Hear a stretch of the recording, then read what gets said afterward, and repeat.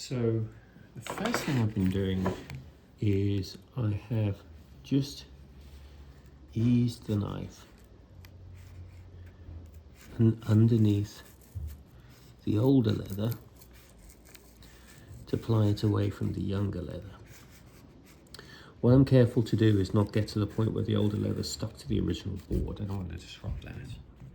But I don't think the younger leather actually goes a great deal of distance in.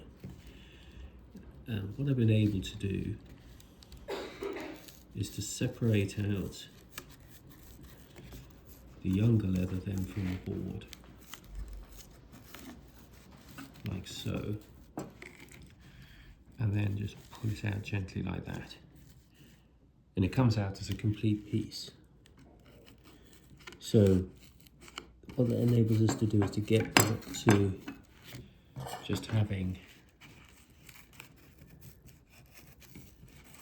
the board and the original leather without this younger stuff. There, I think we're there. So then, there we go. See that?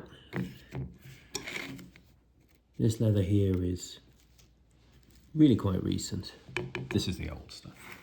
So you can see how in the previous restoration it got sort of folded down and under and over and so on, and that was how back in the day the book was rebacked.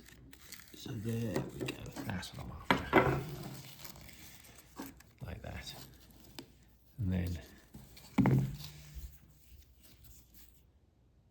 you can see the remnants of these suede ties here. It actually looks as though there were 4 of them. I thought there were only 3.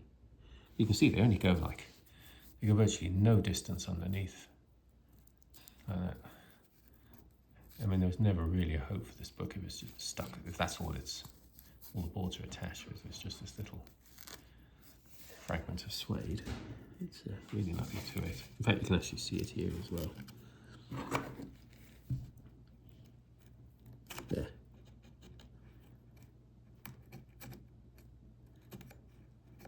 I actually wonder if it goes into the board or not. Let's have a look. Yeah, it looks as though it does. So it looks as though there were 4 attachment points originally.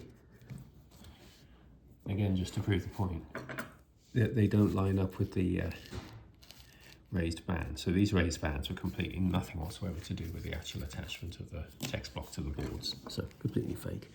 Anyway, so we've got those there. They're probably not doing any harm. We can just stay there, I guess.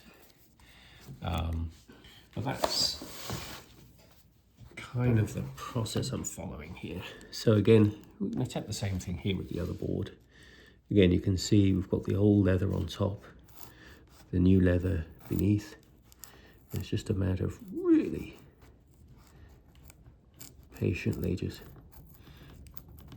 levering up the old leather from the new. I tend to try and use the blunt end of the knife, not the cutting end, because the cutting end will go through the leather. And then I sort of push in. As you can see, this has been damaged here at some point in the past, so I'm going to be careful there. There we go. Try not to Hippocratic oath and all of that, do no harm. There, okay. I think that's about it. I don't think there's any merit for going any deeper than this, judging by the other piece. And now we should be able to get the old leather out. Sorry, the newer leather out from underneath.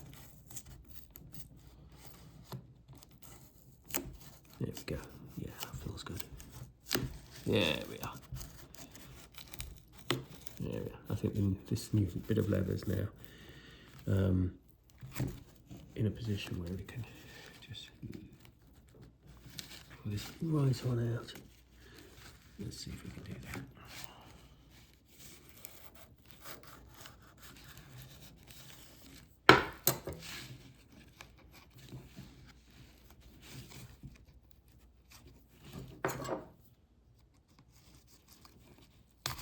There we go. That's what I want. There we go. Get all that old reback out of there. Same pattern. So, there we go. We've successfully removed the previous reback. We've preserved this leather. And now the real challenge is going to be when we put the 3 raised bands on here, is we're going to have to create some pretty decent holes for the bands to go through and disperse the twine nicely underneath, and then get the leather we're going to use to reback the book underneath, but do it in such a way that we preserve to the maximum possible extent this whole leather and don't do any further damage to it.